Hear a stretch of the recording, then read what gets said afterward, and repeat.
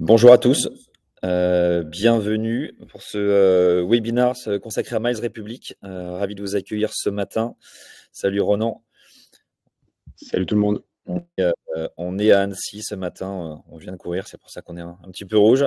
On a profité du cadre. Bienvenue à tous, on est ravis de vous accueillir. Je vois qu'il y en a encore pas mal qui sont en train de se connecter. L'objectif du jour, du coup, c'est que Ronan puisse et qu'on puisse vous présenter Miles et surtout comment vous pouvez rentrer dans l'aventure et investir dans cette levée de fonds communautaire. Pour ceux qui sont un petit peu moins familiers avec l'outil Livestorm, vous avez normalement sur votre page en bas à droite un petit chat sur lequel vous pouvez interagir, comme Mathieu qui nous dit bonjour. Donc, vous pouvez interagir et éventuellement poser des questions aussi ou des remarques pendant la présentation. Vous avez aussi un onglet questions si vous avez des questions un peu plus précises auxquelles on répondra bien sûr avec plaisir. Si on se dit que si c'est en lien avec ce qui est dit, on y répondra en direct. Sinon, on s'est laissé un long temps de questions-réponses à la fin. Ensuite, vous avez les sondages, mais ça, on n'a pas prévu de l'utiliser. Et également, le webinaire est enregistré. Vous recevrez un replay si vous devez partir un petit peu avant, vous recevrez le lien et la présentation est également envoyée et sera disponible déjà en ligne. Donc, vous aurez toutes ces informations-là sur la page de Baltis. On vous expliquera du coup comment y accéder. On va essayer de démarrer pour essayer de tenir les délais. Bonjour à tous. Rapidement, je vais vous faire une petite introduction sur qui est Baltis et comment on accompagne des startups dans leur levée de fonds. Ensuite, je passerai la main à Ronan qui vous expliquera l'aventure Miles Republic. Et ensuite, je conclurai en reprenant la main pour vous expliquer concrètement et techniquement comment vous pouvez accéder à cet investissement. Donc Baltis, rapidement, Baltis, c'est une société que j'ai montée en 2016, donc plateforme d'investissement qui investit dans deux typologies de biens, d'opportunités. D'un côté, des projets immobiliers et de l'autre côté, on organise des levées de fonds pour des startups. Donc vous avez deux grandes catégories de projets sur le site. Donc la partie immobilier avec du crowdfunding immobilier où là, on vient prêter des fonds à des marchands de biens pour qu'ils réalisent leurs projets et qui nous remboursent, donc plutôt des périodes courtes, entre 6 mois à 12 mois. De l'immobilier fractionné, où on permet à des investisseurs d'investir dans l'immobilier et de se partager les loyers tous les mois. La partie startup que je détaillerai juste après. Et la partie alternative, il nous a semblé aussi intéressant de pouvoir proposer régulièrement des opportunités un peu exclusives, un peu différentes autour de l'hôtellerie, des énergies renouvelables, des chevaux de course, notamment avec une plateforme qu'on a développée pour Pur-sang Invest. Quelques chiffres. On a aujourd'hui une communauté d'un peu plus de 15 000 investisseurs. On a levé un peu plus de 100 millions d'euros pour 200 projets financés. Et sur la partie startup, on a trois grandes verticales qu'on a essayé du coup de classer. Tout ce qui est autour de la décarbonation de l'économie, notamment la mobilité et le transport. On a accompagné une startup qui est Vera au milieu, en bas à gauche, sur la partie gestion de flotte de véhicules électriques. La partie spatiale, décarbonée. On a accompagné Zefalto, qui est une startup qui envoie des grosses montgolfières dans l'espace en zéro carbone pour faire des missions d'observation et de sécurité. Et on lance une thématique autour de l'eau, des océans et des infrastructures maritimes cet été. Ensuite, on a le volet immobilier durable, notamment sur la partie rénovation énergétique, la partie construction bois, avec par exemple Zeom, qu'on a financé il y a un peu plus d'un an sur la partie construction bois bas carbone. Et une nouvelle thématique donc, qui nous concerne aujourd'hui autour du mieux vivre, où on veut accompagner et on accompagne déjà certaines startups dans l'univers de la santé, du bien-être, du sport, de tout ce qui est autour du cerveau, du sommeil, de la nutrition. Donc, c'est dans cette thématique-là que s'insère Miles Republic. On a un actionnaire au capital qui est le groupe Magellim. Le groupe Magellim, c'est une société d'investissement également dans l'immobilier et le private equity, avec un peu plus de 4,5 milliards d'actifs sous gestion et à peu près 120 collaborateurs en France. Et on a une activité qui est réglementée par l'AMF, qui nous permet, nous, de notre côté, de faire de l'appel public à l'épargne et donc d'aller collecter sur Internet auprès d'une large communauté, ce qui nous permet aussi du coup de faire des levées de fonds communautaires comme ce qu'on organise aujourd'hui pour pouvoir toucher un grand nombre de personnes. Et vous allez voir après qu'on a, avec cette grande communauté d'investisseurs, on essaie aussi de créer une communauté d'ambassadeurs et cet outil-là nous permet de le faire.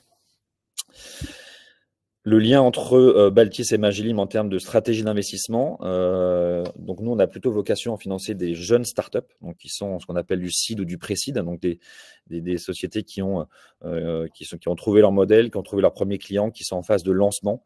On a mis Miles Republic un peu entre le seed et la série A, où le chiffre d'affaires il y a déjà du chiffre d'affaires embarqué, il y a déjà des clients, il y a déjà une technologie. Donc, on est plutôt en phase d'accélération. Et certains fonds du groupe Magellim prennent parfois le relais sur nos participations pour les accompagner sur des séries B, C, D et ainsi de suite. Donc, les personnes qui gèrent nos participations chez Baltis sont chez Magellim et ça leur permet de suivre toutes nos startups, tous nos investissements et potentiellement continuer à les accompagner dans un temps un peu plus long. Et étant une plateforme digitale, on a aussi évidemment un process de souscription, d'inscription et de souscription 100% digitalisé. J'y reviendrai un petit peu à la fin, mais l'idée, c'est d'offrir une solution assez fluide, assez friendly en termes d'expérience utilisateur pour pouvoir souscrire évidemment au projet, mais aussi pour pouvoir les suivre les actualités. On a tout un onglet actualité sur le site du projet sur lequel vous pouvez retrouver beaucoup d'informations. Et je reviendrai à la fin sur la partie vraiment comment accéder à cette opportunité sur le site de Baltis. Ronan, je te passe la main et tu as également accès aux slides. Ça marche. Merci Alexandre. Bonjour à tous. Effectivement, on finit avec Baltis notre tour de France. On était hier soir devant des investisseurs ici à Annecy. Et donc, nous sommes ce matin à Annecy. Comme l'a dit Alexandre, on n'a pas pu s'empêcher d'aller faire un joli footing au bord du lac ce matin. C'était parfait. Moi, je suis Ronan Denoile. Je suis un des cofondateurs de Miles Republic et je suis le CEO de la société. Alors, je vois que vous êtes très, très nombreux. C'est super agréable de voir autant de monde ce matin de la communauté se connecter et suivre tout ce qu'on fait. Alors, certains connaissent et puis certains peut-être découvrent cet univers, mais donc on est dans cet univers des courses outdoor. Donc, clairement, ce marché il est en train d'exploser. Il y a un gros boom. Peut-être faites-vous aussi partie de tous ces gens qui ont pris leur premier dossard il n'y a pas très longtemps.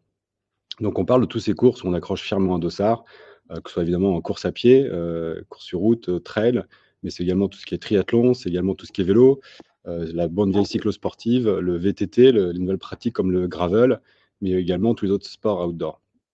Donc on le voit aujourd'hui, il y a même des courses qui étaient loin d'être remplies il y a quelques années, qui même cette année sont sold out. Il y a de plus en plus de courses qui se remplissent très très vite. Si on regarde encore récemment une grosse course qui était le marathon de Paris, ça a battu son record. Ça fait la plus grosse édition de tous les temps. Nous, chez Miles Republic, on pense qu'on n'a pas encore tout vu sur ce marché, loin de là, parce que ce marché est très loin d'être très très bien organisé. Donc moi, pour ma part, j'ai toujours été pratiquant de tous ces sports-là. J'ai pris des parts, je pense, de plusieurs centaines de courses. J'ai des caisses remplies de dossards à la maison. Et j'ai pris le départ de courses, aussi bien des petites courses de village que des courses plus connues, qui sont parfois même très connues du très grand public, que ce soit des Ironman en triathlon ou en trail, des courses connues comme l'UTMB ou la Diagonale des Fous.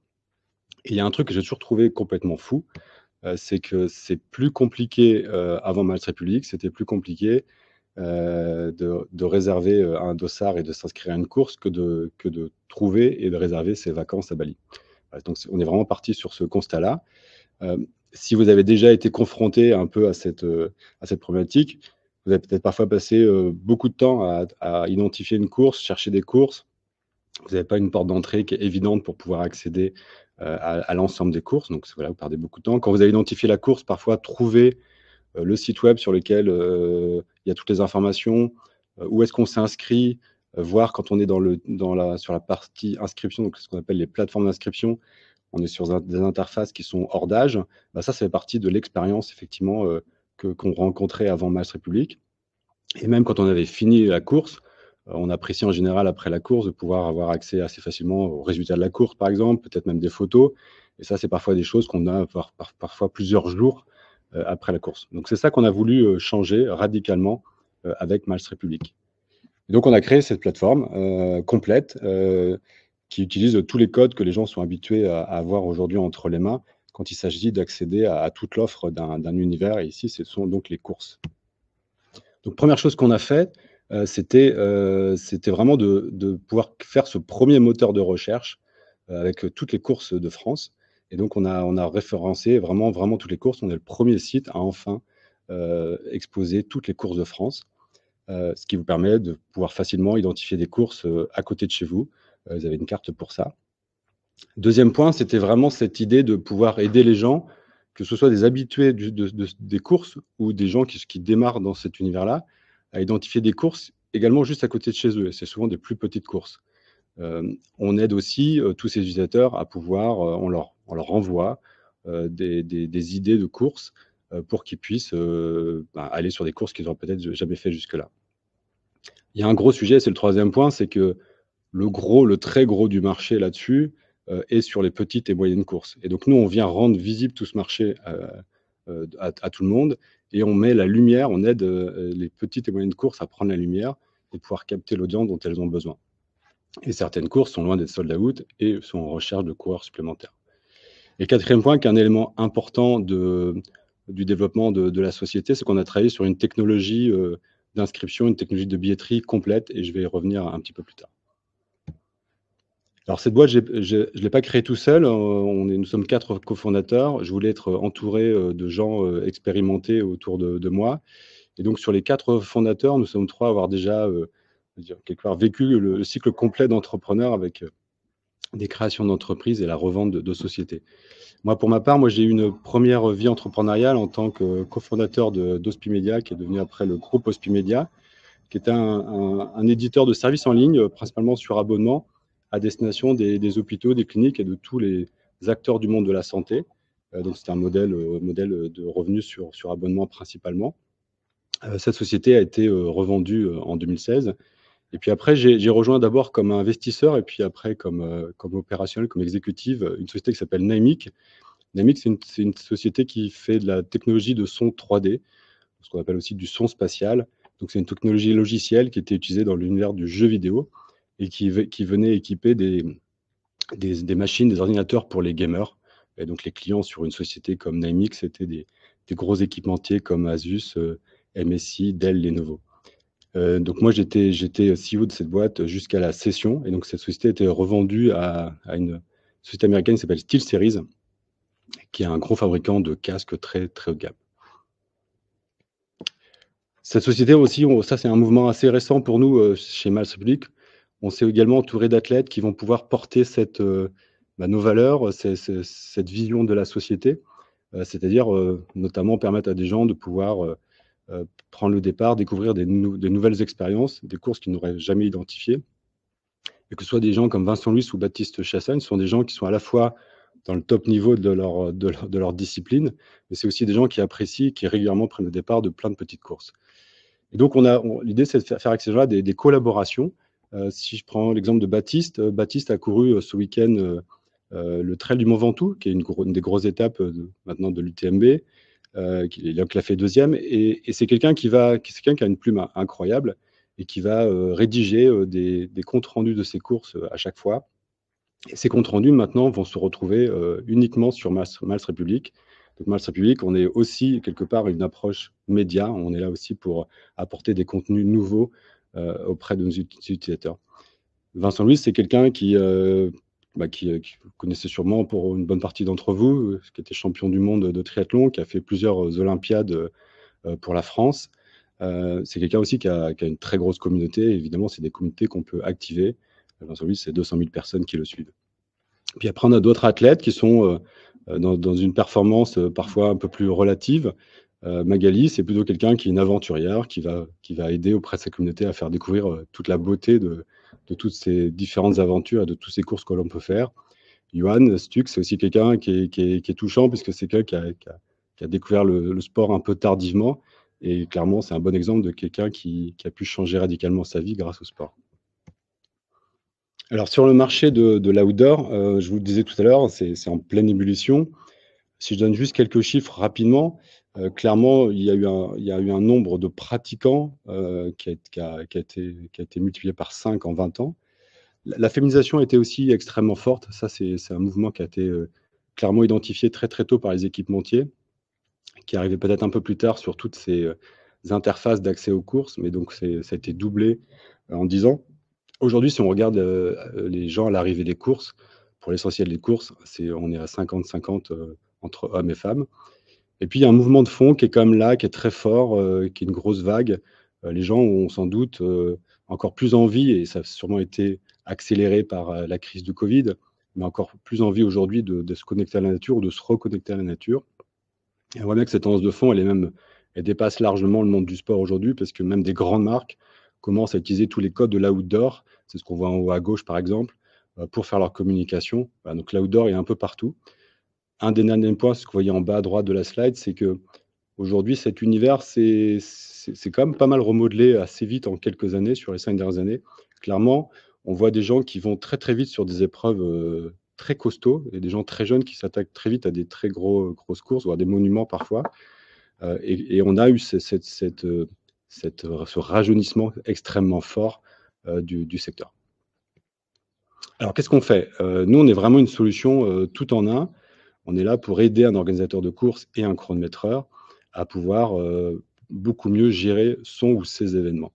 Donc, première étape qui est assez clé, c'est de pouvoir aider une course à pouvoir toucher des coureurs. Les coureurs sont quelque part sont partout, il y en a de plus en plus. Les pratiquants, les participants de ces courses-là sont un peu partout. Encore faut-il être capable de les toucher. Et donc, évidemment, on va permettre à toutes ces courses-là de toucher l'audience de Miles Republic. Nous, on est là pour créer un gros point d'audience. On est là pour créer une grosse communauté qui est très intéressée par toutes ces courses-là. Mais on va être également capable de pouvoir, à façon, de manière même, je vais dire, chirurgicale, de pouvoir opérer des campagnes de communication complètement dédiées qu'on va opérer à 100% pour le compte de nos clients.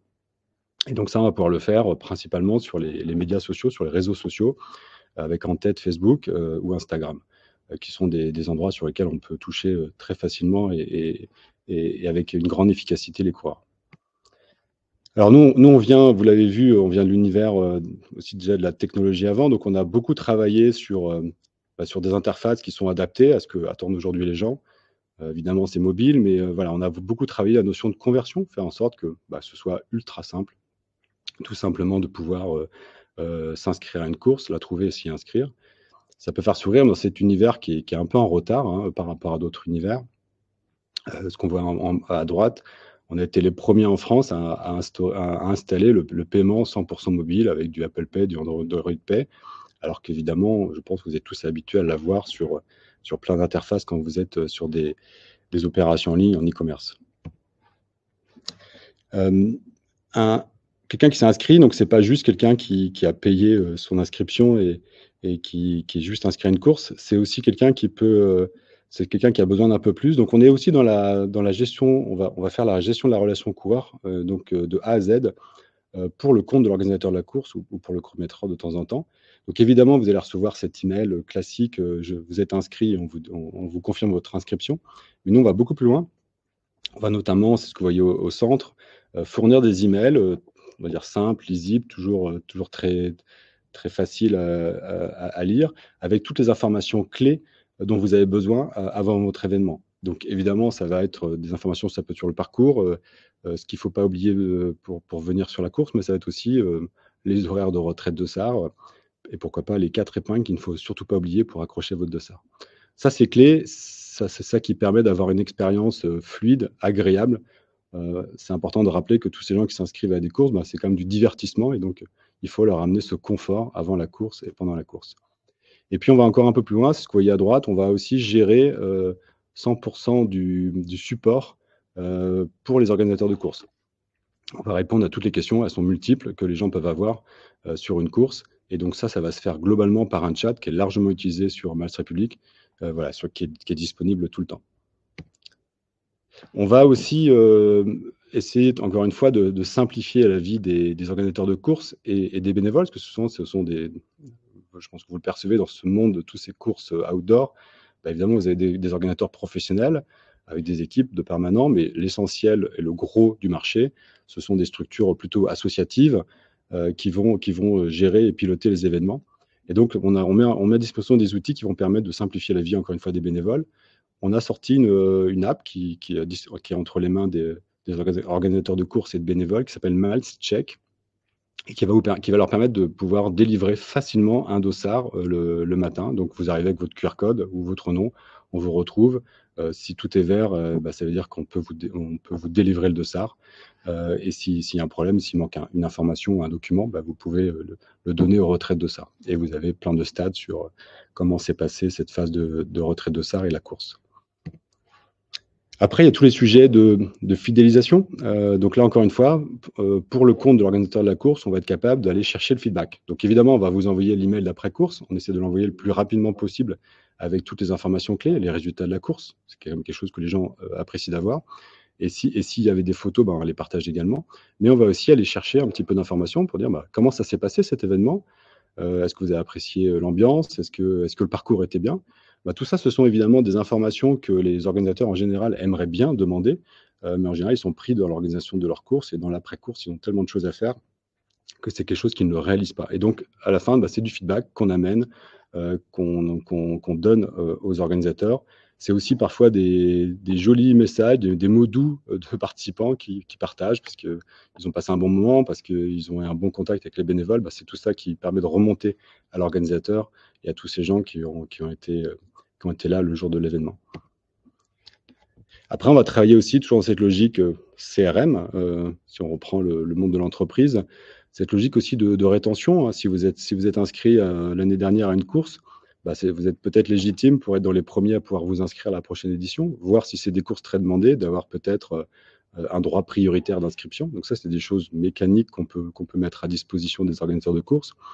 Mais on va aussi vous aider à découvrir des nouvelles courses, tout simplement.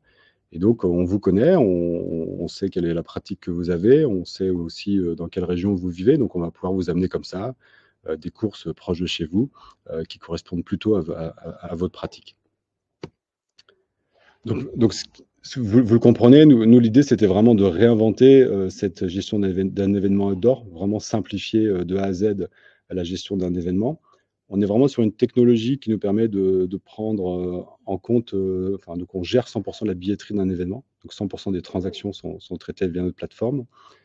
Si on parle d'accès au marché, nous, il y a un élément qui est assez clé dans la manière de commercialiser aujourd'hui Miles Republic, c'est qu'on va s'appuyer sur les chronométreurs, qui sont pour nous quelque part des revendeurs, des gens qui vont apporter, mettre dans la main de leurs clients, qui sont les organisateurs de courses, notre technologie. Et aujourd'hui, déjà 30% de notre chiffre d'affaires est amené par les chronométreurs. Et puis, je parlais beaucoup des petites et moyennes courses, qui sont sans doute celles qui ont le plus besoin d'être équipées et le plus besoin qu'on les aide à pouvoir être plus efficaces. Mais en réalité, on travaille aussi beaucoup avec les grosses courses. 25% de nos inscriptions proviennent aujourd'hui de grandes courses. Dans les dernières courses qu'on a pu signer, il y a le Cross du Figaro, qui est une vieille course, on va dire, historique française, qui existe depuis très longtemps, qui maintenant, depuis quelques semaines, utilise Miles Republic. Ça va être aussi Running au Château de Versailles, qui est une très grosse course de plusieurs dizaines de milliers de personnes qui va nous utiliser également. Et puis, si on regarde un autre type de sport, là, on parle l'ultra cycling, donc des gens qui vont faire des distances assez incroyables à vélo, qui vont parfois traverser plusieurs pays. Il y a une société qui est suisse qui s'appelle Race Across Series, qui fait plusieurs événements un peu partout en Europe, mais aussi au Canada, et qui donc a décidé d'utiliser désormais Miles Republic avec tous ses services pour pouvoir opérer toutes ces courses dans le monde. Alors là, je ne vais pas rentrer dans une démonstration détaillée, mais voilà, juste quelques éléments sur vraiment l'outil qui est entre les mains des organisateurs des chronométreurs. Clairement, on a vraiment une vision qui est 100% mobile là aussi. Ce n'est pas une coquetterie de notre part, c'est qu'aujourd'hui, un organisateur de course, c'est quelqu'un qui souvent organise un événement à côté d'un job, à côté d'une autre activité. Donc, c'est des gens qui vont souvent gérer une partie de leur événement dans des phases de mobilité, entre deux rendez-vous parfois. Voilà, donc voilà, vous pouvez vraiment gérer votre événement de A à Z depuis un téléphone portable. On a une vision, on va dire, très moderne et très structurée de ce logiciel. On a mis en place une architecture qui est complètement e-commerce. Ça veut dire qu'on va être capable de gérer très proprement des stocks, de pouvoir faire ce qu'on appelle du yield management. Yield management, c'est le fait de pouvoir avoir une gestion de prix qui est différente selon que vous inscriviez plusieurs mois avant une course ou juste quelques jours avant. On va pouvoir adapter ça avec de la data pour pouvoir ajuster les prix, pour que les prix soient le plus adaptés. On va pouvoir faire des packs. On va pouvoir aussi vendre plusieurs courses les unes avec les autres, par exemple. On est ce qu'on appelle une plateforme multi-vendor. Donc, ça veut dire qu'on va être capable, un participant peut mettre dans son panier plusieurs courses, un triathlon, un trail, pourquoi pas, une course sur route qui sont gérées par des organisateurs évidemment différents. Nous, on est revendeurs pour le compte de tiers. Donc, évidemment, à la fin, on va être capable de pouvoir redistribuer les revenus qui vont bien à chaque organisateur. Et puis, c'est un sujet qu'on voit vraiment, qui est vraiment d'actualité en ce moment. Il y a beaucoup de courses qui se remplissent très vite. Et donc, ça fait des afflux de participants qui arrivent directement sur les interfaces d'inscription. Nous, on a travaillé ça pour être capable de pouvoir prendre des grosses charges et de pouvoir vendre beaucoup de dossards beaucoup de dossards si nécessaire. On est capable de vendre jusqu'à 120 000 inscriptions par heure. Alors, peut-être un petit historique pour vous redonner aussi, parce que ça va vous intéresser pour investir dans la boîte, un petit historique de ce qui a été fait à date. Donc, on reste une jeune société. Le premier dossard pour nous, on a commencé réellement à tester le marché en septembre 2021. Alors, septembre 2021, on a peut-être déjà un peu oublié pour certains, mais c'était juste après le Covid. Et en réalité, en septembre 2021, il y avait très peu de courses qui avaient lieu. Les préfets ont réouvert très, très, très lentement les courses. Et donc, voilà, donc premier dossard, on avait notre premier prototype, notre premier produit qui est assez loin de ce qu'on fait aujourd'hui, qui était beaucoup moins élaboré, qui était mis à disposition. Et donc, pendant un peu plus d'un an, on a pu tester ce marché. Et donc, on a vu que notre proposition de valeur répondait à un besoin, que les gens appréciaient déjà les outils tels qu'ils étaient faits. Et avec ça, on a fait une première levée de fonds. Donc, c'est notre toute première levée de fonds, donc qu'on peut appeler un pré-seed de 1,6 million. Donc, on a levé 1,6 million en capital. Et puis, on a aussi été chercher de la dette en plus de ça. Et ça, on l'a fait principalement auprès de business angels. Donc, c'est vraiment des gens qui sont habitués à investir très tôt dans ces sociétés, principalement des entrepreneurs, on va dire plutôt du monde de la technologie en France. Alors, on a le fondateur de Back Market, Thibaut, qui est aussi un grand spécialiste des marketplaces, donc des places de marché, ce que fait aujourd'hui Marché Public. Adrien Montfort, qui est un des fondateurs de Sorar. Mais aussi, on a fait rentrer un petit fonds d'investissement qui rentre très très tôt dans des boîtes qui s'appellent Super Capital. Et puis, il y a également la famille Amaury, que vous connaissez peut-être pas tous, mais qui est en fait la famille qui est propriétaire de l'équipe TV, du journal de l'équipe, de l'équipe TV. Mais c'est aussi ASO avec le Tour de France, le Dakar, mais aussi le Marathon de Paris et d'autres courses un peu partout en Europe qui sont opérées par cette société. Donc voilà, premier tour de table. Et avec cet argent-là, ça nous a permis de pouvoir investir assez massivement, à vrai dire, sur la technologie pour pouvoir arriver là où on est aujourd'hui. Et puis, une étape importante, c'était juillet 2023, on a fait une première acquisition. Donc ça, c'est important de vous préciser qu'on a un modèle un peu particulier de start-up, puisqu'on va à la fois avoir un développement assez classique de start-up. On fait en sorte d'avoir la meilleure technologie possible, d'avoir des process de vente les plus rapides possibles, tout ça avec des moyens qui sont forcément contraints, qui sont des moyens économiques contraints, ceux d'une start-up. Donc ça, c'est notre première jambe sur laquelle on avance. Et il y a une deuxième jambe sur laquelle on avance, qui est donc une tactique de croissance externe, donc le fait d'acheter des boîtes, on pourrait dire de build-up, donc le fait d'enchaîner des acquisitions.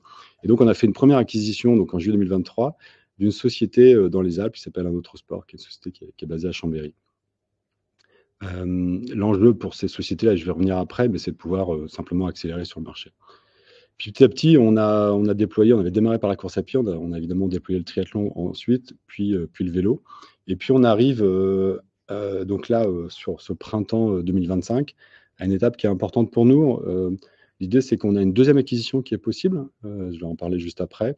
Et donc de manière, on va dire, opportuniste, pour pouvoir aller vite, on s'est dit que c'était intéressant, que c'était malin de pouvoir faire une levée de fonds qui va nous permettre notamment, et pas uniquement, mais notamment de financer cette acquisition. Et effectivement, on s'est dit que maintenant qu'on avait une communauté d'utilisateurs, pas mal de gens qui nous suivaient de près et certains qui nous demandaient déjà pour investir dans la société, on s'est dit que c'était le bon moment de pouvoir faire une tranche d'1 million qui est ouverte aujourd'hui à la communauté. Alors, quelques chiffres, ça va forcément beaucoup vous intéresser. Sur les dossards vendus. Donc l'année dernière, donc en 2024, on a vendu pour un peu plus de 2 millions d'euros de dossards. Finalement, c'est plus que ce qu'on avait nous imaginé dans un BP. Sans doute que donc le marché, clairement, il est là, il est aussi en croissance. Sans doute qu'aussi je pense qu'on a bien délivré l'année dernière. Donc forcément, c'est des croissances élevées par rapport à l'année précédente. C'est plus de 4 fois. Si on regarde vraiment sur ce début d'année, c'est toujours intéressant de pouvoir comparer par rapport à l'année dernière. Sur ce premier trimestre 2025, on a vendu pour un peu plus d'1 million d'euros de dossards. Donc finalement, on a fait la moitié du volume d'affaires l'année dernière. Donc si on regarde par rapport au premier trimestre 2024, c'est un x3. Et on a comme objectif de finir l'année à 5 millions. Je pense que ce sera sûrement un petit peu plus. Et donc, globalement, on sera sûrement sur une croissance de x3 également. Encore une fois, c'est important de rappeler que ce volume de dossards vendus, c'est un volume qui serait sans la croissance externe. Et la croissance externe amènerait, celle qu'on va réaliser là au printemps, amènerait 1,5 million d'euros de vente de dossards en plus. Et puis à droite, ce que vous voyez, ça vous permet aussi de rentrer dans notre modèle économique. Il y a 2 couleurs, il y a vraiment 2 lignes de revenus. La première, c'est on vend des dossards, donc notre modèle économique là-dessus, c'est de prendre des commissions. Commission qui est à la fois payée par le coureur, ce qui est assez classique dans cet univers-là. C'est aussi la même chose dans le domaine du spectacle, où en général, vous achetez un billet de spectacle, vous avez des frais de service, donc ces frais de service payés par le participant rentrent dans ces commissions. Et puis il y a aussi des commissions qui peuvent être payées par les organisateurs de courses, selon le service qu'on leur délivre. Et puis, ce que vous voyez en violet, c'est quelque chose de plus récent chez nous, qu'on a démarré l'été dernier. Donc, c'est ce qu'on va appeler, nous, du revenu retail média. Donc, c'est des revenus qui vont venir s'empiler. C'est des revenus qu'on va pouvoir capter en travaillant avec des marques qui sont intéressées pour pouvoir exposer donc, leurs marques, leurs produits auprès de notre base d'utilisateurs. Et donc, ça nous a permis déjà, finalement, de pouvoir, comme ça, doubler le revenu. Donc là, on parle bien du revenu qu'on réalise par dossard, donc de doubler ce qu'on appelle cet ARPU. Toujours dans les chiffres, clairement, nous, on est là pour faire un point d'audience. Donc, cette audience, maintenant, elle a fortement augmenté. Là, il y a 2 courbes. Celle en violet, c'est celle des 12 derniers mois. Donc là, on est sur... Aujourd'hui, il y a 600 000 personnes qui utilisent le service tous les mois. Et vous voyez qu'on avait vraiment, on a commencé à apparaître fortement sur le marché depuis un peu moins d'1 an. Avant, on travaillait vraiment sur notre produit pour pouvoir faire le meilleur produit possible. Et donc, la courbe en verte, c'était celle des 12 mois précédents. Un élément clé pour nous, c'est de voir combien de gens vont pas seulement passer sur le site, mais combien vont utiliser le service et s'inscrire. Et donc, il y a ce qu'on appelle, nous, les milers. Donc, c'est des gens qui ont des comptes. Aujourd'hui, c'est un peu plus de 250 000 personnes. Donc ça, c'est en forte croissance, évidemment. Et puis, le dernier chiffre qu'on regarde aussi, ça, c'est assez clé dans ce modèle de marketplace. C'est ce qu'on appelle le repeat. Donc, c'est combien de pourcents de gens vont, s'ils achètent un premier dossard, combien de gens vont en prendre un deuxième dans l'année. Donc, aujourd'hui, c'est 20%, et c'est en croissance fortement maintenant. C'est très fortement lié à l'inventaire, donc cette capacité pour nous à leur proposer plein de courses à la vente. Aujourd'hui, on a quelques centaines de courses à la vente. Le marché, c'est plusieurs dizaines de milliers. Donc, et néanmoins, même si on propose un nombre limité de courses sur notre marketplace, on a déjà ce repeat qui est important, qui traduit simplement le fait que si vous amenez des idées de courses aux gens, ils sont gourmands de ces informations-là et ils vont vous suivre. Et donc, ils suivent les recommandations de Miles et puis ils sont contents de pouvoir découvrir des courses et s'y inscrire. Ça, c'est un bon résumé de ce que nous, on a compris à date et qui va nous permettre de pouvoir organiser au mieux maintenant la suite du développement de la boîte. Clairement, ce marché est très fragmenté à tout niveau. Beaucoup de courses, beaucoup de prestataires de services, chronométreurs, beaucoup de covoitureurs, beaucoup de plateformes d'inscription. Donc, c'est ces plateformes de première génération, donc sur lesquelles on est à l'achat potentiellement. Et un marché qui n'a pas forcément beaucoup innové. Le marché est très booming, mais finalement, il n'y a pas beaucoup d'innovation sur ce marché. Donc, nous, clairement, pour pouvoir attaquer ce marché, on s'est dit qu'il faut vraiment faire cette solution billetterie complète qui est un logiciel, on va dire, complètement conforme à ce qu'on doit pouvoir proposer en 2025 à des utilisateurs qui sont les organisateurs et les chronométreurs. Un élément quand même qui est clé, qui est important quand on regarde ces modèles de marketplace ou même de sites d'e-commerce, c'est l'acquisition. Nous, aujourd'hui, on peut démontrer qu'on a une acquisition digitale qui est maîtrisée, puisqu'en fait, on profite d'un trafic qui est apporté directement par nos propres clients, donc ces organisateurs de courses qui nous amènent un trafic, puisqu'ils disent simplement pour vous inscrire, enfin toute la billetterie, elle est chez Miles République. Ça, c'est clé, parce qu'on voit beaucoup de modèles parfois de marketplace qui ont un coût d'acquisition du client qui est très élevé ou qui doivent acheter à chaque fois de nouveau leurs clients. Finalement, quand ils regardent la marge qu'ils arrivent à réaliser sur un client, l'équation ou les maths ne fonctionnent pas. Le coût d'acquisition est trop élevé pour pouvoir dégager une rentabilité. Ce qui n'est pas notre cas, puisque cette acquisition, elle est très, très, très, très basse. Et puis, troisième point, c'est cette stratégie de croissance externe dont je parlais tout à l'heure, où nous, on pense qu'on est bien placé pour pouvoir faire ce build-up sur ce marché. Alors, si on donne quelques éléments sur le marché, nous, on regarde deux chiffres de marché de taille. Il y a les dossards en tant que tels. Voilà. Quelle est la valeur des dossards vendus dans le monde? Nous, on l'évalue autour de 7 milliards d'euros. Donc, ça, c'est la somme des dossards vendus dans le monde. C'est pas facile à évaluer dans tous les autres pays du monde. C'est un peu plus facile en Europe ou aux États-Unis. Et après, il y a un deuxième chiffre qu'on regarde, puisque vous l'avez compris, on travaille aussi avec les marques. C'est aussi pour des gens qui sont intentionnels, donc des gens qui vont prendre le départ d'une course. Ces gens-là vont souvent s'équiper. Voilà. Quelle est la masse de l'équipement qu'ils vont acheter chaque année? Nous, on l'évalue autour d'un peu moins de 30 milliards. C'est évidemment pas la valeur de tout le marché de l'équipement outdoor. Sans doute que tout le marché de l'équipement outdoor, c'est plutôt un x20 par rapport à ça. Là, on parle bien de l'équipement des gens qui participent à des courses. Et puis dans le monde, hein, c'est sans doute plus de 450 000 événements. Voilà, ça c'est juste pour redire que voilà, on a vraiment à la fois un modèle économique qui est basé sur les commissions et un deuxième modèle économique qui est basé sur Retail Media. Et si je fais donc du coup un petit focus sur Retail Media, on peut parler peut-être d'un premier exemple qu'on a fait avec KeepRun. On a créé un premier produit, un premier service qui est vraiment nouveau sur ce marché. On va permettre à des marques, grandes ou plus petites, de pouvoir venir sponsoriser des petites et moyennes courses. Évidemment, si KeepRun a envie d'aller sponsoriser, je sais pas, le semi-marathon de Paris, puisque c'est une marque de course, de chaussures et de textiles pour la course sur route. S'ils veulent aller sponsoriser le semi-marathon de Paris, ils vont pouvoir contacter l'organisateur. Dans le cadre d'une grosse organisation professionnelle, il y a des gens qui gèrent le sponsoring. Mais KeepRun a bien compris, et nous aussi, que ce marché, en fait, l'essentiel du marché, 99% des dossards sont en fait sur toutes ces petites, ces dizaines de milliers de petites courses un peu partout sur tout le territoire.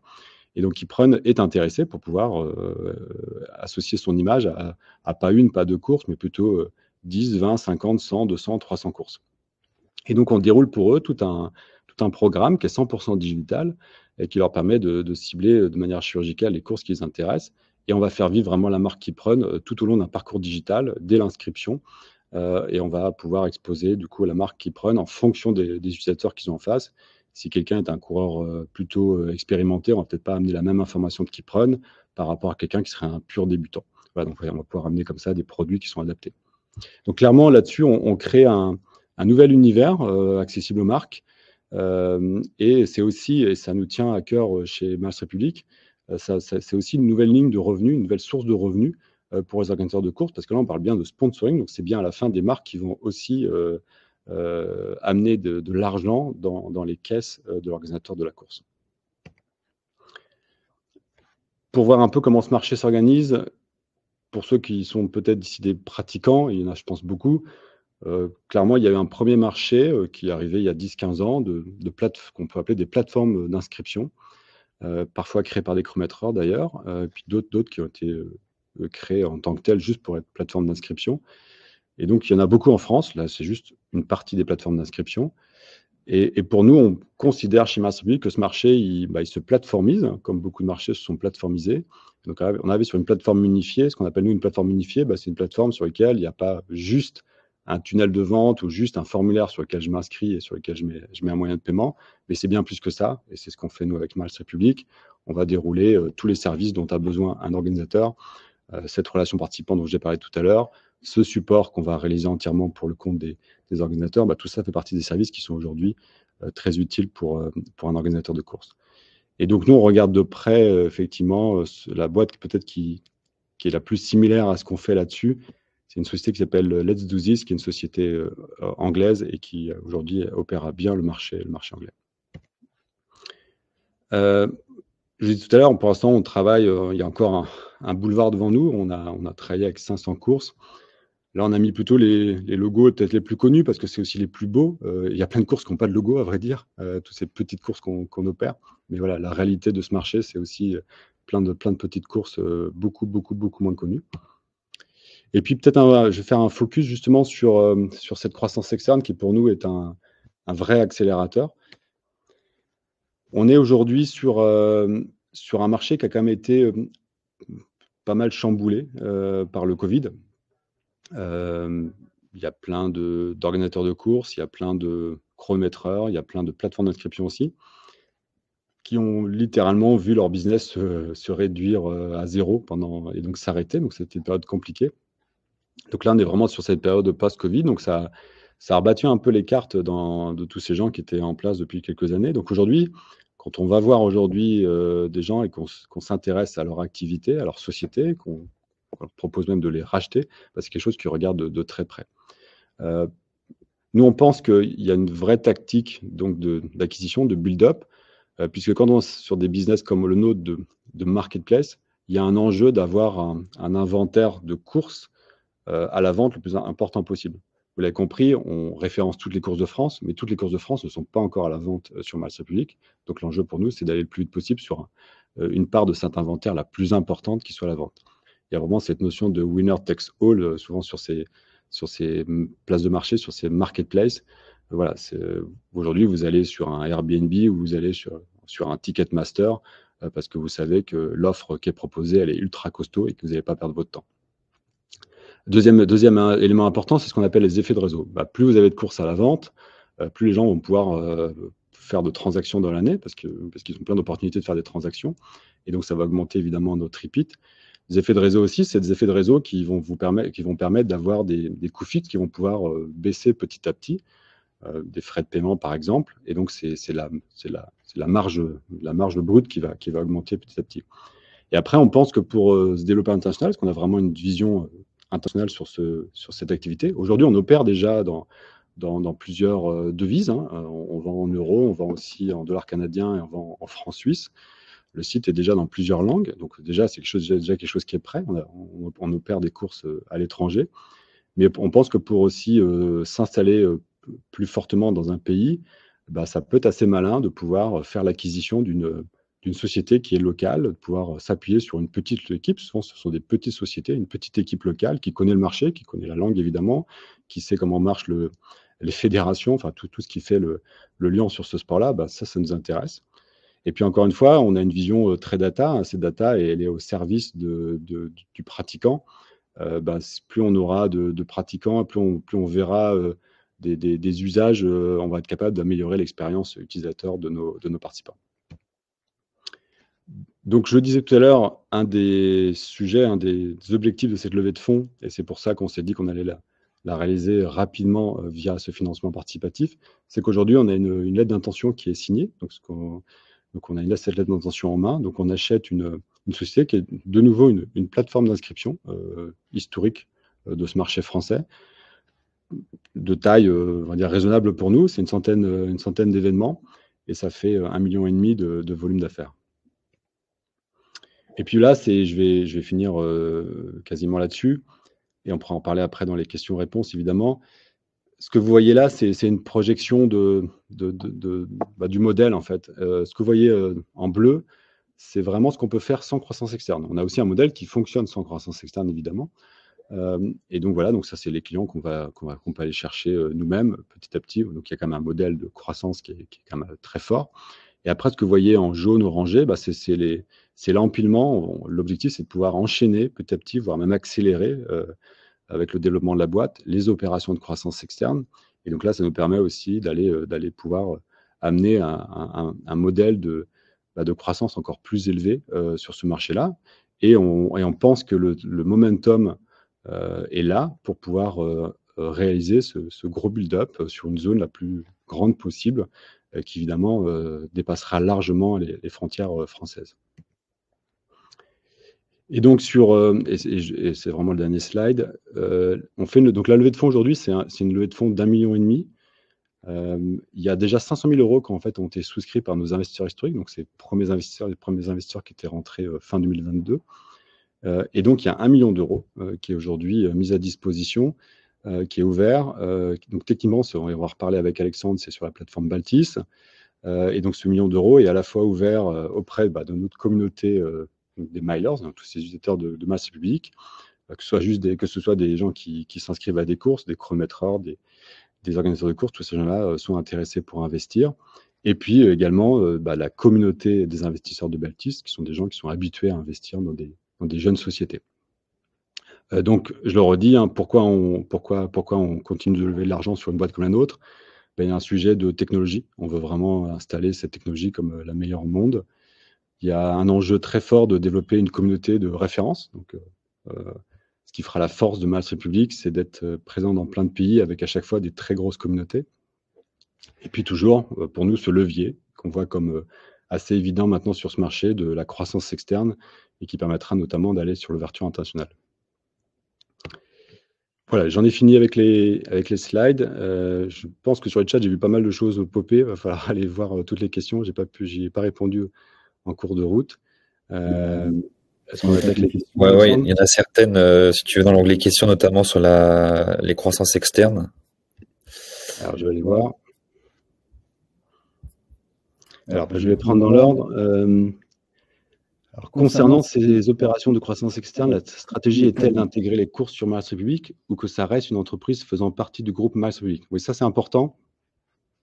Non, ce qu'on fait, c'est que ces technologies sont vraiment ces sociétés vraiment de première génération, souvent ont un produit qui pour nous n'est pas complètement à niveau de ce qui devrait proposer sur le marché. Donc l'enjeu est plutôt de pouvoir, c'est vraiment l'objectif, on migre 100% des courses sur notre technologie, et puis après on éteint la technologie, ce qui est plus simple du coup pour gérer après la suite.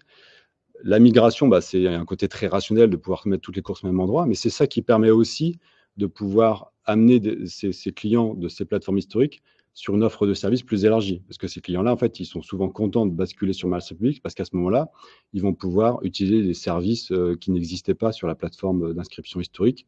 Encore une fois, la gestion de la relation participant, mais aussi la gestion du support. Donc voilà, on bascule vraiment tout. Qu'est-ce qui vous rend le plus solide par rapport à la concurrence pour être le winner takes all? Il y a plusieurs choses. Je pense qu'il y a quand même une vraie culture produit très forte chez nous. Moi, je reste persuadé que pour s'installer sur des marchés comme ça, il faut avoir un très bon produit. Donc, c'est quand même un élément clé qui est chez nous. Deuxième chose, c'est que je pense qu'on a cette capacité, on a l'expérience, nous, en tant qu'entrepreneurs, de pouvoir être capable de correctement financer, de quelque part d'avoir les moyens de nos ambitions. Donc ça, c'est un deuxième élément. Et je pense que le troisième, ça me semble assez clé aussi dans l'équation, c'est cette tactique de croissance externe pour être capable d'aller un peu plus vite et d'être dans cette posture du winner takes all. Quel bilan de partenariat Keyprun vont-ils renouveler l'expérience? Avez-vous un bilan qui permet d'engager d'autres marques? C'est quelque chose qu'on a démarré sur le dernier trimestre de l'année. Donc, il y a des courses qui tournent en ce moment. Mais pour l'instant, le bilan est bon. Eux, ce qu'ils vont regarder, ils ont des éléments vraiment de mesure. Je vais rentrer un tout petit peu plus dans le partenariat. Par exemple, ça fait partie des choses qu'on a amenées dans l'expérience. Aujourd'hui, il est possible pour un participant, quand il s'inscrit à la course, soit il utilise un compte Maersk République, soit il n'utilise pas de compte. Aujourd'hui, évidemment, on permet à des gens de pouvoir s'inscrire à une course. C'est ça qui est crucial, sans compte. Évidemment, on ne va pas les forcer à créer un compte, ça serait ridicule. Mais dans le cadre du partenariat Keyprun, les courses qui sont soutenues par Keyprun, Keyprun amène aussi son Decathlon Connect, donc son système de connexion à leur programme de fidélité. Et donc ça, c'est des choses qu'ils avaient à mesurer concrètement, parce que ça les intéresse de voir des gens, combien de gens qu'ils avaient peut-être déjà dans leur base, peut-être pas dans leur base, sachant que ces gens-là, quand ils utilisent le Decathlon Connect, ils ont immédiatement un intérêt à le faire, c'est qu'ils vont avoir des points de, je ne sais pas comment ils appellent chez eux, mais de fidélité, on va dire, en plus qui vont être gagnés immédiatement. Donc aujourd'hui, avec les premiers éléments de mesure de Keyprun, les retours qu'on a de Keyprun, c'est que ça leur permet de pouvoir, ils sont confiants pour l'idée de pouvoir continuer avec nous. Un autre élément qui regarde aussi de près, vous savez, Keyprun a aussi une application qui s'appelle Pacer, qui est une app d'entraînement. Il regarde aussi les téléchargements qui viennent finalement de ces courses qui sont soutenues. Voilà, donc c'est ça les éléments, les métriques qui regardent de près. Quels sont les acteurs présents à l'étranger? Quelles sont les perspectives de développement international, marché prioritaire, croissance externe envisagée? Alors, ce qu'on observe, c'est une question intéressante, ce qu'on observe globalement, et ce n'est pas un sujet franco-français justement, c'est qu'un peu partout quand même, le marché est assez éclaté. Hein. Il y a eu quand même dans beaucoup de pays qui ont démarré très fort sur tous ces sports-là il y a 10-15 ans, il y a quand même beaucoup d'acteurs. Donc, voilà, il n'y a pas forcément un acteur dominant dans un pays, sauf des nouveaux acteurs. Et peut-être que l'S12, on peut considérer qu'il commence à être plutôt dominant au UK, en Angleterre. Et donc, nous pour choisir les pays sur lesquels on va aller, aujourd'hui, pour répondre à la question, on n'a pas forcément dit c'est telle géographie absolument sur laquelle il faut aller. On va plutôt regarder, on a quand même quelques géographies, donc on regarde de près pas mal de choses en Europe. Mais on va le faire de manière plutôt opportuniste. Si à un moment, il y a une discussion qui avance bien avec un opérateur local et qu'il y a une possibilité de faire une acquisition, bah, c'est sans doute vers ce pays-là, à condition qu'il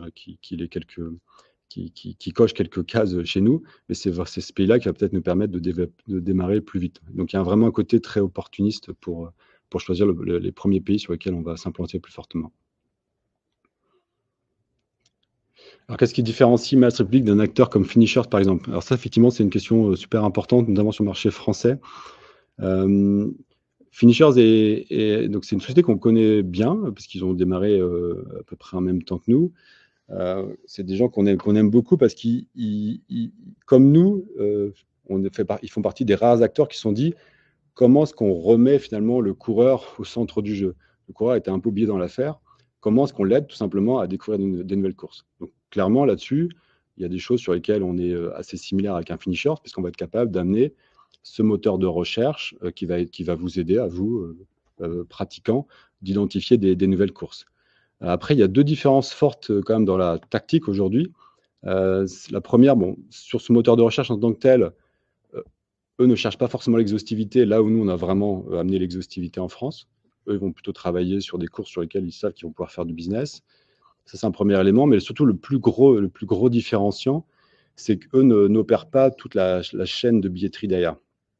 Aujourd'hui, Finisher, c'est une société qui n'a pas cette technologie en propre, donc toute la technologie de gestion d'inscription, toutes les interfaces à destination des organisateurs et combattants, ça ne leur appartient pas, ce n'est pas à eux, et ne font pas toute cette relation participant et cette gestion de support. Et là, pour ceux qui connaissent un peu le marché, eux s'appuient sur une technologie qui est une technologie d'une plateforme d'inscription qui existe depuis assez longtemps en France, qui s'appelle Nuco, ça s'écrit N-J-U-K-O, Nuco. Et donc, ils utilisent cette technologie-là parce qu'ils n'ont pas la leur. Donc ça, c'est une grosse différence par rapport à eux. Il y a d'autres questions sur le chat, Ronan, mais je propose juste qu'on passe sur les derniers slides, comme ça on aura fini la présentation si certains doivent partir un peu plus tôt. Et on a bien sûr du temps après pour répondre aux dernières questions. Je reprends juste la main du coup sur les conditions de souscription. Donc, comme vous l'expliquez, Ronan, Miles ouvre son capital à sa communauté, à la communauté de Baltis bien sûr, puis à tous ceux qui veulent faire bouger le sport de manière générale. Alors, comment ça fonctionne, les levées de fonds startup chez Baltis? À chaque fois qu'on lève des fonds, on crée une société, on crée une petite SAS, donc là qui s'appelle Club Baltis Miles Republic, donc en haut à gauche, dans laquelle tous les investisseurs vont rentrer. Et en fait, on crée ce système-là à chaque fois parce qu'il est fort probable qu'il y ait 50, 150 ou peut-être 200 investisseurs qui entrent. Donc, c'est plus simple en termes de gestion, notamment pour Ronan et pour l'équipe, de les regrouper dans une société. Et ensuite, 100% des fonds sont investis dans Miles. C'est juste un véhicule transparent, une société transparente. On réinvestit 100% du montant qu'on collecte aux côtés, donc des fondateurs bien sûr, et des investisseurs historiques qui sont déjà au capital. Quelques chiffres sur la levée de fonds. Point important, dès qu'on rentre au capital d'une société, il faut qu'on fixe une valorisation. Sauf que pour Miles, le schéma il est un petit peu différent, comme vous l'expliquez Ronan, avec une stratégie de croissance externe, donc une qui est en cours, et peut-être une nouvelle qui aura lieu, une nouvelle acquisition qui aura lieu en fin d'année. Et donc pour financer cette nouvelle croissance externe en fin d'année, il faudra aussi des fonds, donc il faudra aussi réouvrir le capital et faire une levée de fonds. Et donc, on a décidé de décaler le sujet de la valorisation avec un système qui s'appelle les BSA, donc les bons de souscription d'actions, qui nous permet de décaler à plus tard la valorisation. On l'a juste encadré, donc on a un plancher, ce qui est marqué à 3,6 millions, un plafond qui est à 8 millions, et en fonction de cette prochaine levée de fonds d'ici la fin d'année, si elle existe, c'est à ce moment-là qu'on fixera la valorisation. Donc, autrement dit, si en octobre, en novembre, Miles fait une nouvelle levée de fonds à 10 millions d'euros, donc au-delà du plafond, nous, on est converti sur une valorisation du million. Et si on a une nouvelle levée de fonds sur une valorisation à 7, dans ce cas-là, on est entre le plancher et le plafond, donc on est converti à ce montant-là. Et si jamais il n'y a pas d'événement, donc pas de nouvelle levée de fonds, dans ce cas-là, on sera converti sur une valorisation de 5 millions d'euros. Donc la levée de fonds totale est d'1,5 million, donc avec les 500 000 qui sont déjà sécurisés auprès des investisseurs historiques. Il faut savoir que dans toutes les levées de fonds, ceux qui ont déjà investi au premier tour sont toujours prioritaires pour réinvestir. Donc il y a un sujet, évidemment, on leur demande leur avis, mais même au-delà de ça, c'est un sujet juridique, ils sont prioritaires. Donc là, ils ont fait valoir leur droit de priorité pour à peu près un tiers de la collecte au global. Et donc sur Baltis est ouvert une levée de fonds donc d'1 million d'euros qui vient de démarrer avec un ticket d'entrée à 1 000 euros. 6 000 euros le ticket d'entrée. Ensuite, c'est 1 euro l'action. Donc, vous pouvez investir 1224, 3256, ainsi de suite. Le montant est très libre à partir de 1000. Quand on investit dans une startup, on part souvent sur des durées cibles entre 3 et 5 ans. Donc, on a mis nous un horizon de sortie à 5 ans aujourd'hui en termes de durée d'investissement, sachant que la sortie peut se faire de deux façons dans une startup. Soit c'est la startup qui est revendue. Dans ce cas-là, tout le monde sort et récupère le fruit de la vente. Soit, ce que je disais au départ, quand il y a des séries A, B ou C, il y a aussi certains fonds d'investissement, quand ils rentrent au capital, ils veulent garder que le fondateur ou les fondateurs. Dans ce cas-là, ils sortent les petits investisseurs comme nous. Et donc, c'est ce qu'on appelle une opération de liquidité. Et donc, on peut être aussi sorti lors d'une nouvelle levée de fonds. En termes de dispositifs fiscaux, vous avez plusieurs façons d'investir. Soit vous investissez en direct, donc là c'est un virement ou un paiement par carte bancaire. Soit vous pouvez souscrire via un PEA ou un PEA-PME si vous avez déjà ces enveloppes-là. Et si vous investissez en direct, vous avez une réduction d'impôt. C'est-à-dire que si vous investissez, donc réduction d'impôt de 18%, donc si vous investissez 100 pour faire simple, l'année prochaine, vous pourrez réduire vos impôts de 18%. Donc 18% du montant investi. Et vous pouvez bien sûr investir en tant que personne morale, donc via une société. En termes de frais, il n'y a pas de frais de souscription pour les investisseurs. Par contre, on a mis en place des frais de performance. Donc, c'est uniquement en cas de performance à la fin, dans 3 ans, 4 ans ou 5 ans, où 20% de la performance sera reversée aux investisseurs, donc vous, et 80% pour les investisseurs et 20% pour nous, Baltis, parce que ce que je vous expliquais au départ, c'est que nous, on accompagne toutes les startups dans lesquelles on investit sur le long terme. On est là aussi pour participer à la création de valeur. Donc, on les accompagne sur la partie commerciale, sur la partie développement à l'international, sur la partie tech, etc. Donc, on a une vraie volonté de créer de la valeur pour les startups et donc indirectement pour les investisseurs et pour nous. En termes de niveau de risque, il faut savoir que l'investissement startup, qu'on appelle aussi private equity, c'est la classe d'actifs qu'on considère la plus risquée. Sauf qu'on arrive, nous, à un stade de maturité de Miles où on estime que beaucoup de sujets ont été purgés sur la partie risque, puisque la plateforme est live, est sortie. Il y a des clients, il y a des courses, il y a du chiffre d'affaires qui rentre, il y a des dossards qui sont vendus. Donc, le plus dur a été fait. Il y a une première croissance externe qui a été faite. Donc, ça veut dire que ces stratégies de croissance externe, elles fonctionnent. La plateforme a été intégrée. Il y a une LOI sur une nouvelle plateforme. Donc, ça veut dire qu'il y a un vrai marché, peut-être une troisième d'ici la fin d'année.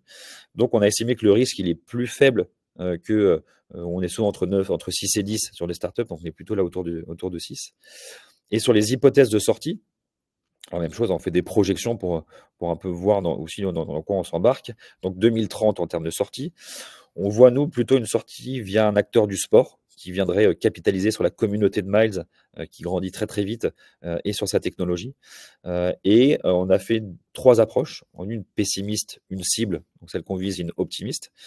Et on a appliqué, on a trouvé des comparables sur effectivement combien se vend. En tout cas, quel est le prix d'une plateforme qui a 2, 3, 4 ou 6 millions de membres sur sa plateforme. Et on a trouvé des comparables sur le fait que souvent, c'est entre 5 et 6 euros par membre sur la plateforme. Donc, on a fait 3 scénarios et donc 3 prix de sortie. Et le multiple, c'est ce qu'on envisage en termes de gains si vous investissez aujourd'hui et si la croissance de Miles est celle qui est prévue.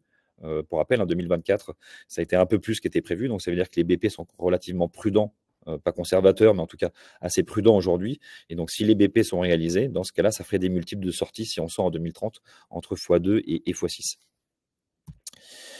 Un point qui est très important chez nous, c'est ce qu'on appelle, nous, la partie investisseur ambassadeur. L'objectif, c'est d'investir effectivement capital sur un sujet financier, donc d'investir du capital, mais c'est aussi de créer une grande communauté d'investisseurs qui vont venir ensuite appuyer, accompagner la startup dans son développement et dans sa visibilité. Concrètement, on a mis quelques exemples. L'objectif de Miles, c'est aussi de pouvoir s'appuyer sur cette communauté-là pour faire des tests sur ses prochaines fonctionnalités sur sa plateforme ou sur ses prochaines orientations stratégiques sur des croissances externes ou sur des pays à développer. Donc, on vous enverra parfois des tests pour tester le produit et pour avoir vos retours.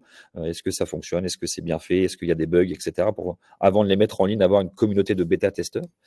C'est aussi une volonté de ce qu'on aime bien, nous, la partie mise en relation, c'est le qui connaît quelqu'un qui connaît quelqu'un. Soit parce que c'est un nouveau, par exemple, Ronan va chercher quelqu'un dans un nouveau pays, soit il va chercher à rencontrer quelqu'un chez Decathlon ou chez une boîte. Dans ce cas-là, on va mettre des petites actualités sur le site en disant qui connaît quelqu'un dans telle boîte ou qui connaît quelqu'un qui sera intéressé pour rejoindre l'aventure Miles parce que Miles recrute. Donc, en fait, c'est vers vivre aussi cette partie relation. Étant une startup dans l'univers du sport, il y a aussi des événements qui seront proposés en exclusivité ou en priorité, soit des événements sportifs, soit des dossards en priorité. On le disait, il y a des courses qui partent de plus en plus vite en termes de vente de dossards, donc peut-être certains dossards sont vendus avec 24-48 heures de priorité pour la communauté. Et ensuite, c'est aussi l'occasion de compter sur une grosse force du collectif pour aller relayer les communications de Miles sur les réseaux sociaux, parce que l'un des enjeux de la boîte, c'est d'avoir une très très grosse communauté inscrits sur la plateforme, et pour ça, il faut de la visibilité. Et donc, c'est sûr d'avoir 100 ou 150 personnes qui relaient les communications, qui likent, qui commentent, ça permet de grossir en termes de communauté encore plus vite. En termes de plateforme, je le disais au départ, donc on est une plateforme 100% digitale.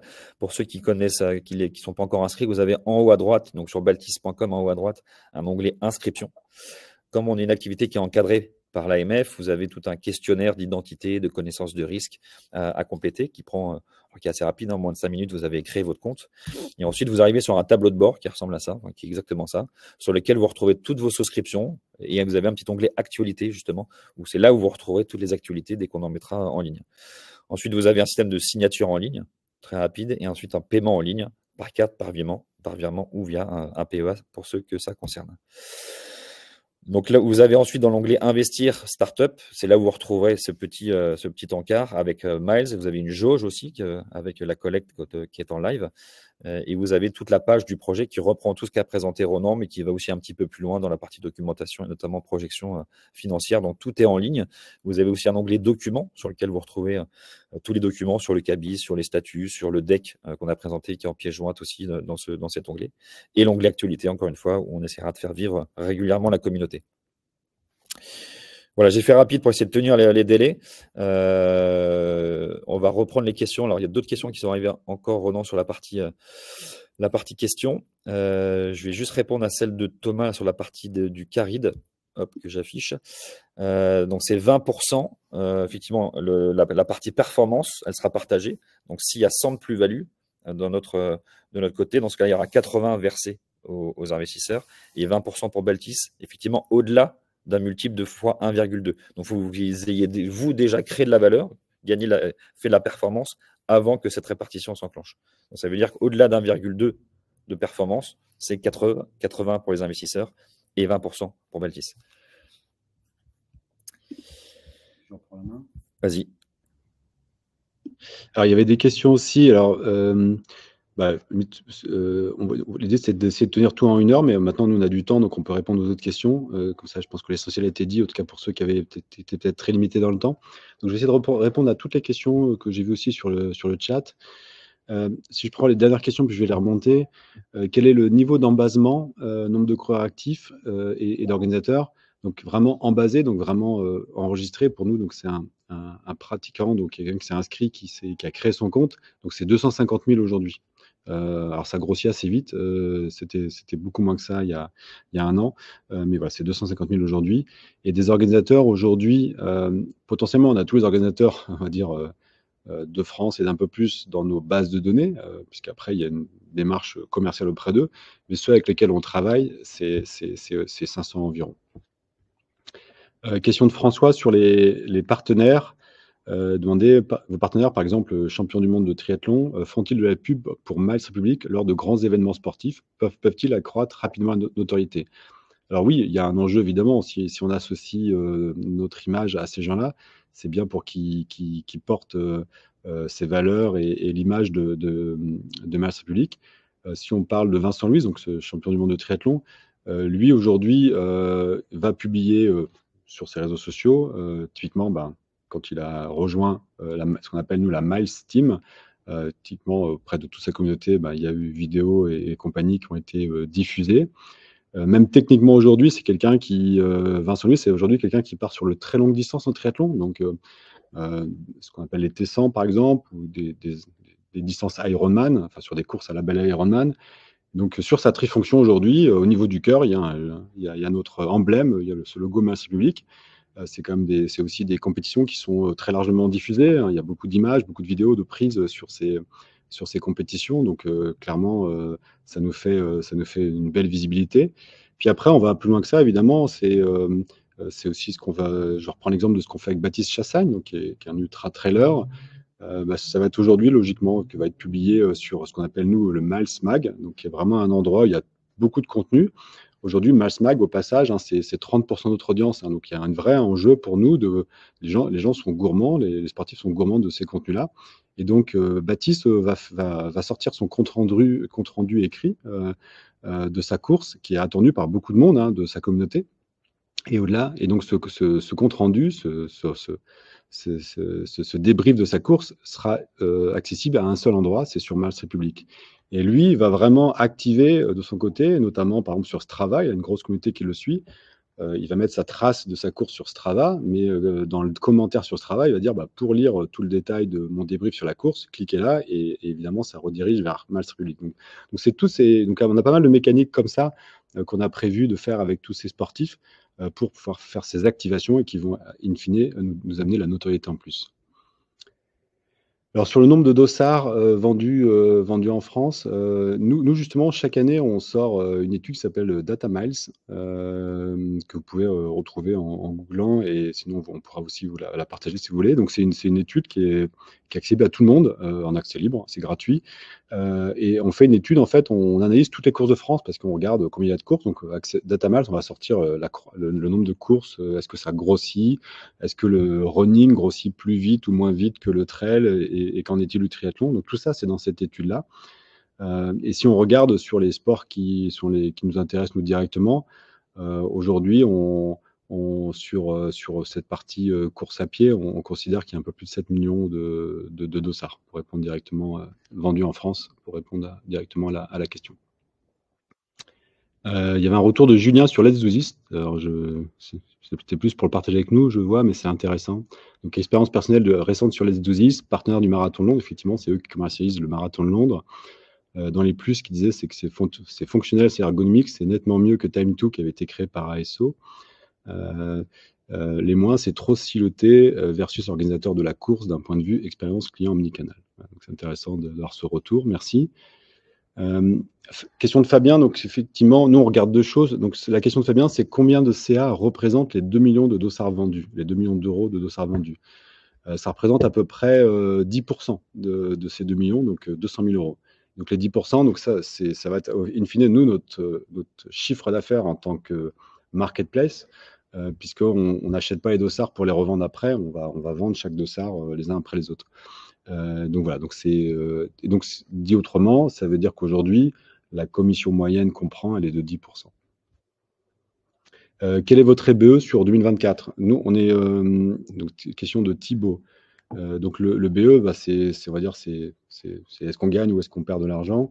Donc on perd de l'argent aujourd'hui. On est sur des phases d'investissement. On est classiquement dans des cycles. On aime bien, enfin, sur des boîtes comme nous, on parle souvent de courbes en J.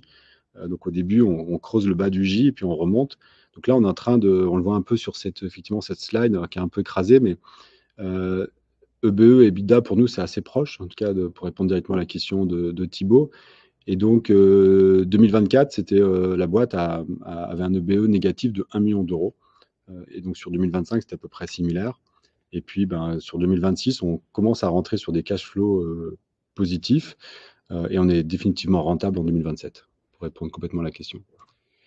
Toujours une autre question de Fabien, c'était y a-t-il d'autres acquisitions à venir? Alors oui, on a d'autres discussions en cours.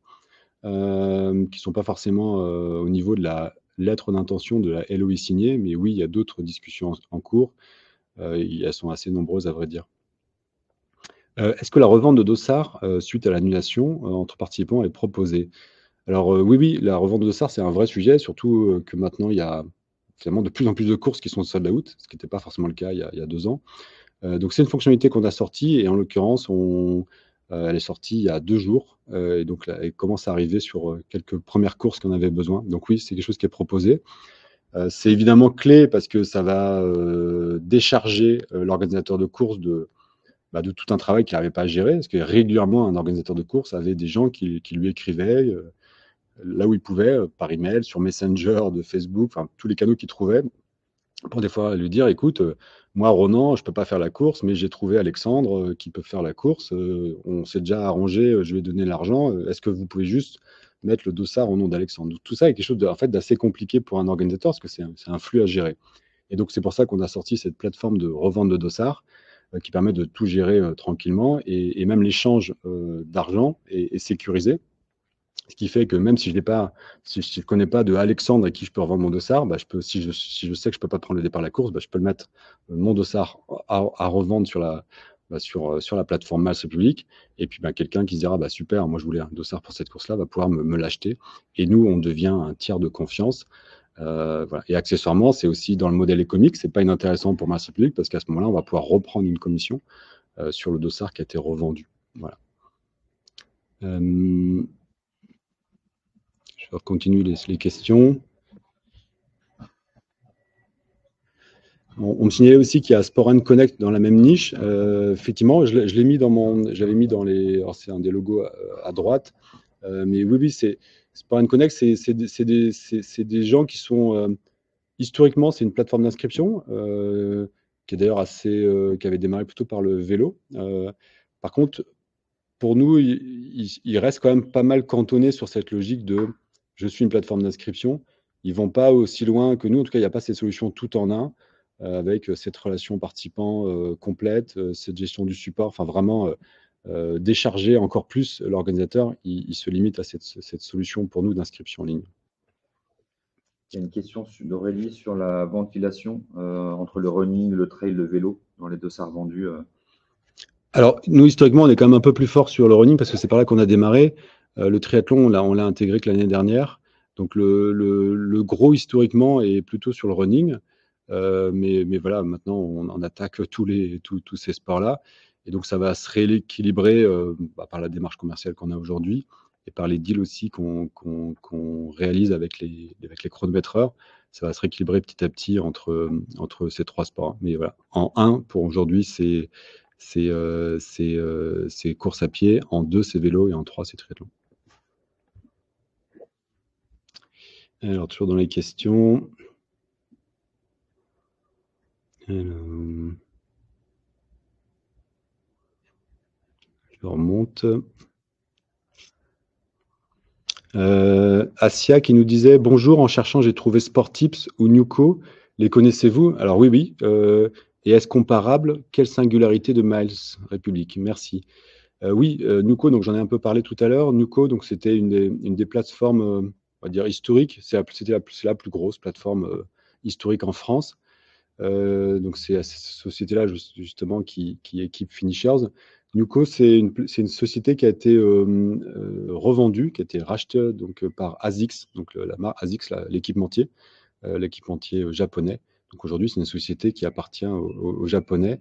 Je ne sais pas trop ce qu'ils veulent en faire maintenant, mais ça a été revendu il y a quelques années maintenant. Et Sportips, si je ne dis pas de bêtises, c'est l'exemple de plateformes qui ont été. Il y a une bonne partie des premières plateformes dites d'inscription qui ont été aussi créées par parfois des chronométreurs. Donc voilà, donc c'est des plateformes, ça fait partie aussi des plateformes historiques. Et Thomas qui nous demandait, Alexandre, si on avait fait une petite baignade dans le lac après le footing, on n'a pas eu le temps. Peut-être après le déjeuner. Je pense qu'on a fait le tour des questions. Je refais un petit tour aussi, une petite passe. En tout cas, n'hésitez pas hein, si vous en avez d'autres directement dans le chat. On va regarder également. Je pense qu'on a fait le tour. Encore une fois, toutes les informations sont mises en ligne, donc n'hésitez pas à aller sur le site Baltis, vous retrouvez toutes les infos. Évidemment, Ronan et on reste évidemment à votre disposition. Si vous avez des questions sur le développement de Miles, sur la partie souscription, on est évidemment à votre disposition. Je rappelle que la collecte est ouverte tout à l'heure à 11h30. Donc elle est ce qu'on appelle live, on peut se souscrire aujourd'hui. En termes de timing, j'ai eu à côté sur WhatsApp, c'est sur le timing de la levée de fonds, elle s'arrête soit on a atteint le montant d'1 million, on recherche, donc elle s'arrêtera à ce moment-là, soit elle s'arrête dans le temps. Donc nous, généralement, une collecte on va estimer qu'elle va durer environ 2 semaines. Donc vous avez 2 semaines pour investir. Après, évidemment, c'est la règle du premier arrivé, premier servi. Donc, on vous encourage évidemment à créer votre compte et si ça vous intéresse, de souscrire dès maintenant pour sécuriser votre participation. On estime entre 1-2 semaines peut-être en termes de levée de fonds. Et donc, elle s'arrêtera quand on aura atteint le million d'euros. En tout cas, elle est ouverte depuis 1 heure. Voilà, comme disait Alexandre, moi n'hésitez pas effectivement à me contacter. Un bon canal, ça peut des fois via LinkedIn, comme ça permet tout de suite d'identifier les gens et de pouvoir répondre tout de suite, c'est assez facile, donc vraiment n'hésitez pas. Sur cette phase justement de roadshow, on a fait 4 dates en France et puis on avait communiqué sur cette levée. Effectivement, on a pu rencontrer plein d'utilisateurs, alors déjà sur les 4 dates en France et puis on avait pas mal de discussions en ligne avec pas mal de monde et c'était super et c'était assez passionnant d'avoir tous ces retours, tous ces feedbacks, pas mal de mots doux aussi de gens très sympas qui trouvaient très très cool ce qu'on fait, donc c'était très plaisant. Donc voilà, à disposition pour parler de ça, parler du business évidemment, parce que là on parle de sujets d'investissement, de vous répondre à des questions plus précises. Et souvent, comme on a vraiment aussi dans ces milers plein de gens qui sont quand même passionnés, qui parfois connaissent bien cette industrie, il y a aussi plein d'idées, alors de fonctionnalités qui sont apparues, pour certaines qu'on avait en tête et qu'on va peut-être pouvoir prioriser différemment avec les discussions qu'on a eues, ou de rapprochements possibles avec des partenaires, des choses sur lesquelles on pourrait venir renforcer notre offre de produits. Voilà, il y a pas mal d'idées qui remontent. Et c'est ça qu'on a envie aussi de partager avec vous, actionnaires ou futurs actionnaires. C'est aussi d'être dans cette trajectoire d'une boîte très business et de pouvoir construire le truc qui vous manquait. J'espère, en tout cas, nous, c'était ça notre idée quand on a créé Masterweek, c'était de créer enfin la plateforme qui nous manquait cruellement dans notre pratique. Donc voilà, donc vraiment, n'hésitez pas, vous ne nous dérangerez pas, on est vraiment là pour ça. Et cette phase-là est super agréable et super intéressante pour nous. Yes, merci à tous. Pour ceux qui nous ont rejoints en cours de route, je rappelle juste que vous recevrez un lien avec le replay, si vous voulez reprendre au début. Donc, dès qu'on aura fini, vous recevrez automatiquement le lien. Et encore une fois, la présentation est en ligne si vous voulez prendre le temps de lire bien toutes les informations et de rentrer dans le détail. Tout est en ligne sur le site de Baltis. Merci à tous pour votre participation ce matin. Ravi d'avoir échangé avec vous. Ronan, merci. Et puis, on se dit... rendez-vous de l'autre côté sur baltis.com maintenant pour devenir investisseur, ambassadeur de Miles Republic. Bonne journée à tous. Exactement. Merci à tous. Souscription est ouverte. Ravi d'avoir déjà des gens qui ont confirmé dans les jours qui précèdent ce dernier webinaire qu'ils allaient investir. Donc, c'est le moment. Ne ratez pas votre chance d'investir. Ce sera peut-être une des seules dans la trajectoire de la boîte, un seul moment où on va pouvoir permettre à la communauté d'investir. Voilà, en tout cas, bonne journée à tous. Merci pour votre temps et à très vite.